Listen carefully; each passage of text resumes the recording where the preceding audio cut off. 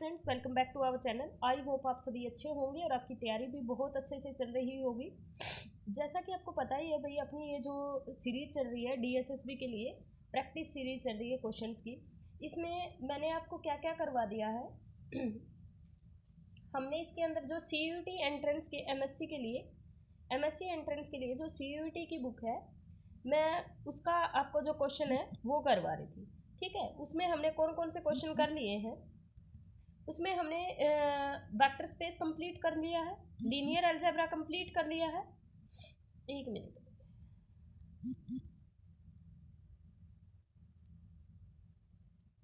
Linear algebra, linear transformation, vector space homomorphism कर लिया है, मैट्रिक्स कर लिया है, मॉडर्न अलजेब्रा कर लिया है, सीक्वेंस एंड सीरीज कर लिया है, कंटिन्यूटी एंड डेरिवेटिव कर लिया है, और uniform convergence and power series मैंने करवा दिया है। अब रह कौन कौन से गए टॉपिक वो बता देती हूँ।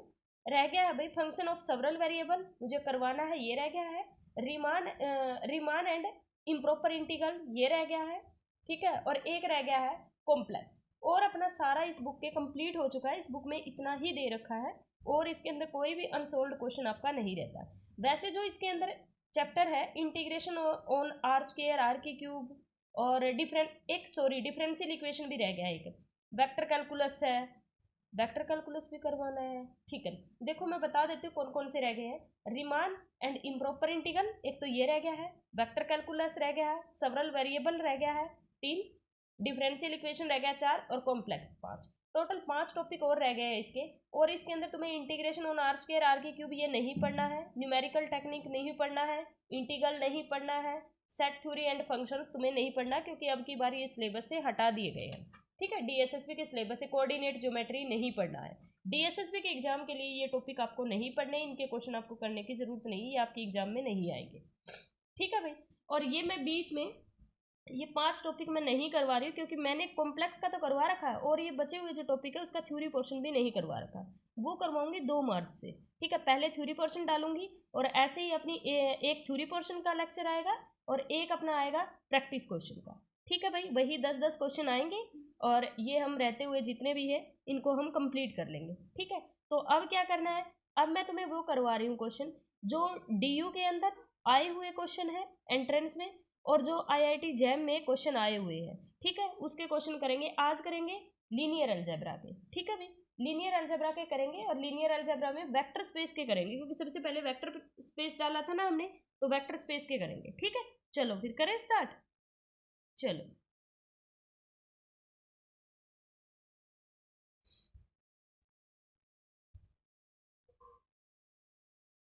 Question number first.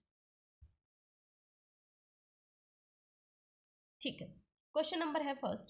फर्स्ट में है कि आपको दे रखा है कि V1 V1 V1 V2 V3 linearly independent set of vectors है in a vector space, then one of the following is linearly independent. जब भी लीनियरली इंडिपेंडेंट चेक करना हो तो आपको इनसे मैट्रिक्स बना लेनी। कैसे बनाओगे मैट्रिक्स? मैट्रिक्स बनाओगे ऐसे, जैसे पहले के कोऑर्डिनेट पहले में लिख लो, क्या है 1। हमेशा ये जो कोऑर्डिनेट होते हैं इसको तुम लिखते हो, तो ये अपने पास V1 V2 V3 में लिखो, ये हो गया 1 -1। दूसरे के क्या है 2, कोफिशिएंट लिखने हैं बस 1, और इसका लिखोगे 3। अगले का क्या हो जाएगा 5, V2 का हो गया 4, V3 नहीं दे रखा तो आप 0। इसका डेटर्मिनेंट चेक करो, अगर डेटर्मिनेंट नॉट इक्वल टू 0 है तो ये लीनियरली इंडिपेंडेंट है, और डेटर्मिनेंट इक्वल टू 0 है तो लीनियरली डिपेंडेंट है। आप सबका ऐसे ही चेक करेंगे। इसका चेक करोगे तो ये आ जाएगा अपने पास, डेटर्मिनेंट आएगा इसका नॉट इक्वल टू 0। देखो कैसे आएगा, 1 1 0 और 0, V2 है 1 और ये अपने पास है 2, और तीसरे का अपने पास दे रखा है 3। V1 का पहले लिखना है, V2 फिर V3 का अपने पास 1। इसका डेटर्मिनेंट चेक करो, इसका करोगे अपने पास तो क्या आ जाएगा, 3 बाहर आ गया, ये गया, कितना आ गया 2, फिर अपने पास -1, ये हट गया, ये 0 हो गया, ये -1 आ गया, तो कितना हो गया 6 + 1 कितना हो गया 7, नॉट इक्वल टू 0। अगर नॉट इक्वल टू 0 है तो ये लीनियरली इंडिपेंडेंट, और सबका 0 आएगा। ठीक है, ये 2018 में आया था भाई। ठीक है,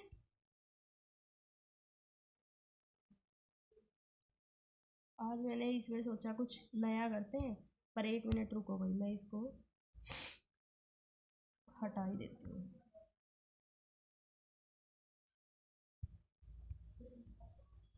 एक मिनट रुकना। हाँ भाई, क्वेश्चन नंबर सेकंड क्या है?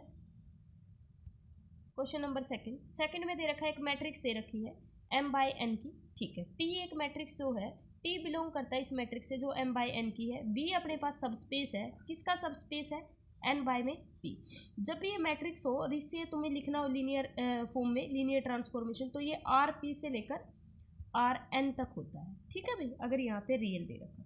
डिफाइंड बाय v के अंदर क्या है? ये जो tx है ना, tx इज इक्वल टू 0, यानी कि आपको v की नलिटी निकालनी है, ठीक है। नल स्पेस में कितना जाएगा ये बताना है, ठीक है। t किससे बिलोंग करता है? इससे। अब तुम्हारे पास जो t है वो अपने पास क्या है? इससे बिलोंग करता है, तो जो t रहेगा वो अपने पास क्या है? rn से लेकर rn पे, ठीक है। और जो अपने पास x है वो किससे बिलोंग कर रहा है? अपने पास इसका सब स्पेस है, तो ये अपने पास कितना हो जाएगा? p और इनटू में नलिटी की कितनी होगी? डायमेंशन n माइनस रैंक कितना है? n। ये कैसे होगा? t के लिए t rn है ना, तो अपने पास n u की डायमेंशन माइनस अपने पास रैंक ऑफ t, ठीक है। ऑप्शन नंबर डी करेक्ट हो जाएगा। नेक्स्ट अपने पास है भाई क्वेश्चन नंबर थर्ड में क्या है? थर्ड में दे रखा है, consider the following statement, every minimal generating set of vector space is basis. बिल्कुल, जो भी मिनिमल जनरेटिंग सेट होता है और मैक्सिमम लीनियरली इंडिपेंडेंट सेट होता है वो बेसिस फॉर्म करता है, बिल्कुल ये सही है। नेक्स्ट है, एवरी मैक्सिमल लीनियरली, देखो मैंने अभी बताया, maximal linearly independent subset of vector space basis form करेगा। Every vector space admit a basis, अगर कोई वेक्टर स्पेस है तो उसके पास बेसिस तो पक्का होंगे, तो तीनों ही स्टेटमेंट क्या है? करेक्ट है। ऑप्शन नंबर ए जो रहेगा वो करेक्ट हो जाएगा। नेक्स्ट है क्वेश्चन नंबर 4 में दे रखा है भाई, कौन कौन से सबस्पेस बनाएंगे। मैंने आपको पहले भी बताया था कि सबस्पेस कौन से बनाते हैं भाई। देखो ये अपने पास सबस्पेस नहीं बनाएगा, क्यों नहीं बनाएगा सबस्पेस?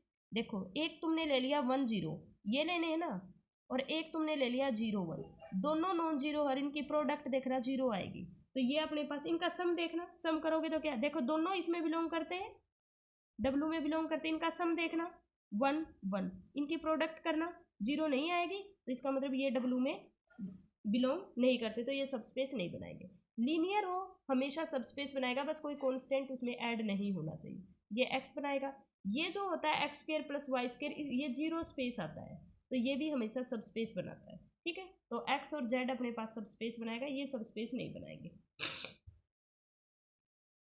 नेक्स्ट अपने पास दे रखा है क्वेश्चन नंबर 5 में कह रखा है कि अपने पास अगर कोई भी सिंगलटन नॉन जीरो अगर कोई भी सेट हो तो वो हमेशा लीनियरली इंडिपेंडेंट होता है। सिंगलटन नॉन जीरो जो होगा, singleton set is linearly independent if अगर नॉन जीरो है, लेकिन इसने पूछा लीनियरली डिपेंडेंट कब होगा? जब ये 0 हो। Option number A correct. Next है क्वेश्चन नंबर 6 में दे रखा है कि W1 W2 अपने पास सबस्पेस एक finite dimensional vector space VF की डायमेंशन पूछ रखा है। W1 प्लस W2 की क्या होती है? डायमेंशन W, देखो भाई डायमेंशन जो है W1 प्लस W2 की इक्वल होती है dimension of W1 plus dimension of W2 minus dimension of W1 intersection W2, ये ध्यान रखना। तो R की वैल्यू क्या होगी? Minus of dimension W1 intersection W2, ठीक है भाई। नेक्स्ट अपने पास है क्वेश्चन नंबर 7 में कुछ असर्जन और रीजन दे रखे हैं, पूछ रखा है कि किस तरह से W1 W2 अगर कोई भी दो सबस्पेस है, देन इंटरसेक्शन हमेशा सबस्पेस होता है। यूनियन जो होता है वो तभी सबस्पेस होता है जब वन कंटेन्ड इन अनदर हो, या तो W1 W2 में कंटेन करे या W2 W1 में कंटेन करे, ठीक है। और अगर ये आ जाए W1 बाय W2 आ जाए, ये अपने पास कभी भी सबस्पेस नहीं बनाता। अगर W1 और W2 का सिमेट्रिक डिफरेंस आ जाए, ये भी कभी सबस्पेस नहीं बनाता। W1 का कॉम्प्लीमेंट आ जाए, ये भी कभी सबस्पेस नहीं बनाता। इंटरसेक्शन ही ओनली है जो अगर दोनों सबस्पेस है तो उनका इंटरसेक्शन हमेशा सबस्पेस होगा। यूनियन सबस्पेस कब होगी? जब वन कंटेन्ड इन अनदर होगा, ठीक है भाई। चलिए नेक्स्ट पे। नेक्स्ट है क्वेश्चन, अच्छा रहता है फर्स्ट अपने पास करेक्ट है। ये कहते हैं intersection of A subspace W of V, W जो है वो अपने पास इंटरसेक्शन है सबस्पेस ऑफ V की। किसका सबस्पेस है? V का। W क्या है? W1 इंटरसेक्शन W2, उसको दे दिया, ठीक है। ये कहता है any another subset U of V, ये कह रहा है V का कोई दूसरा सबसेट ले लिया हमने, ठीक है, दैट कंटेन जीरो, वो जीरो को कंटेन कर रहा है, मतलब वो नॉन एम्प्टी है, तो इज अगेन है सबस्पेस, बिल्कुल भी नहीं, इससे थोड़े कह देंगे कि वो नॉन एम्प्टी तो सबस्पेस होगा, सबस्पेस की प्रॉपर्टी भी तो सेटिस्फाई करना चाहिए, कौन सी होती है, अल्फा अपने पास alpha v1 plus beta v2 अपने पास किसके इक्वल होना चाहिए, टी ऑफ दिस इक्वल होना चाहिए एक मिनट, अगर अपने पास v1 और v1 और v2 अगर w में है तो अल्फा v1 प्लस में बीटा v2 भी किस में होना चाहिए, w में होना चाहिए, तभी सब स्पेस होगा ना। तो ये r जो है ये रोंग है और ये करेक्ट है, देख लो कौन सा ऑप्शन होगा, देखो भाई, both are true no, both are false no, A is true R is false, option number C इसका क्या रहेगा, करेक्ट रहेगा। ठीक है, नेक्स्ट अपने पास क्वेश्चन नंबर 8th में डायमेंशन पूछ रहा, आर ओवर आर डायमेंशन कितनी होती है 1, सी ओवर क्योंकि कॉम्प्लेक्स नंबर को x प्लस आयोटा वाई दोनों के दोनों किससे बिलोंग करते हैं, रियल से, तो डायमेंशन कितनी होगी 2, तो ये कितनी होती है 2, फिर r3 और r कितनी है, जितनी इतनी इसकी पावर होती है तो कितनी होती है 3, सी स्क्र ओवर r कितना, देखो c की कितनी होती है 2 और उसकी भी स्क्वायर दे रखी तो कितना हो जाएगा 4, तो अपने पास ऑप्शन नंबर ए इसका क्या हो जाएगा, करेक्ट हो जाएगा। नेक्स्ट अपने पास दे रखा क्वेश्चन नंबर 9 में बोला हुआ है U और W are the distinct 4 dimensional subspace of vector space dimension 6, consider the following statement. ठीक है, dimension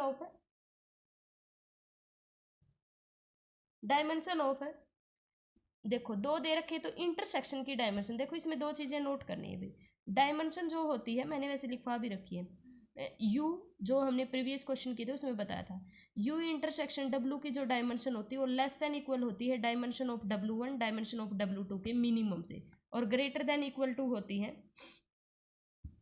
sorry less than equal to होती है minimum of dimension of W1 plus dimension of W2 minus dimension of V।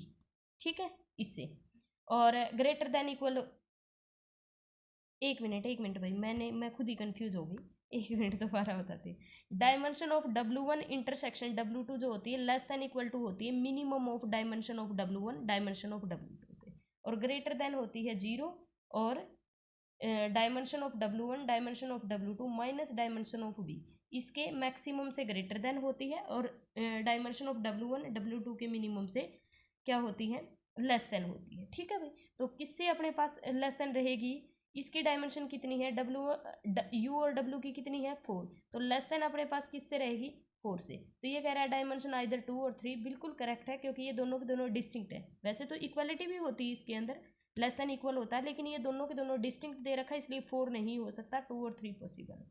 Dimension U plus W की either 5 और 6, देखो भाई अगर सम आ जाए कि W1 प्लस में W2 की डायमेंशन किससे ग्रेटर देन होती है maximum of dimension of W1 dimension of W2 से, और लेस देन इक्वल टू होती है dimension of W1 plus dimension of W2 comma dimension of V। ठीक है, इससे लेस देन होती है, तो ये ऑप्शन भी अपना क्या हो जाएगा फिर करेक्ट हो जाएगा। नेक्स्ट अपने पास दे रखा है कि dimension of intersection always greater than क्या होगी 4 होगी, ये गलत होगा क्योंकि अभी हम करके आए हैं 2 और 3 होगी, और नेक्स्ट है डायमेंशन जो प्लस की होगी वो हमेशा ग्रेटर देन क्या होगी 4 होगी, इसका जो ऑप्शन रहेगा तुम्हारे पास A B और D रह जाएगा भाई, मैं दोबारा देखो एक बार तुम अच्छे से देख लेना इसको, इज ऑलवेज ग्रेटर देन 4। ठीक है भाई, तो इसका ऑप्शन ए करेक्ट हो जाएगा। नेक्स्ट क्वेश्चन नंबर 10 है, if W is a subspace of R3 और अपने पास W क्या है सबस्पेस है R3 का, W ऐसे दे रखा है A B C, A plus B plus C is equal to 0।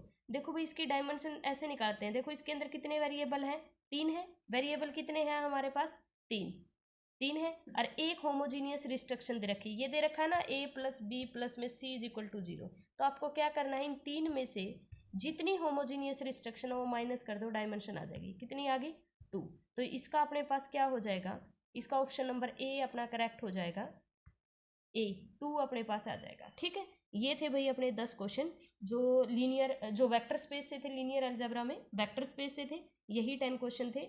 Video को ज़्यादा से ज़्यादा लोगों तक शेयर करना, चैनल को सब्सक्राइब करना। आज तबीयत बहुत ज़्यादा ख़राब है लेकिन फिर भी मैंने कोशिश की है, तब भी मैं अच्छे से पढ़ा नहीं पा रही आज, लेकिन मैंने सोचा एक दिन वैसे ही चला जाएगा, एक भी वीडियो नहीं डाली, तो बस बहुत हिम्मत करके वीडियो बनाई है। ठीक है, थैंक यू सो मच, मिलते हैं नेक्स्ट वीडियो में, बाय बाय।